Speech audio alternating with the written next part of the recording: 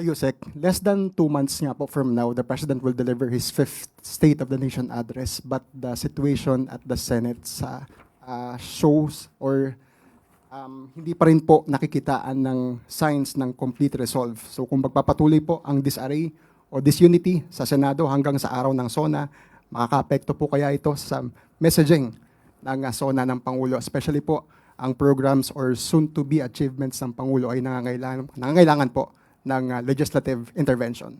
Maaari maapektuhan pero ang Pangulo po ay tutok pa rin sa kanyang mga adhikain, sa kanyang mga nais na i-push na mga bills para sa taong bayan.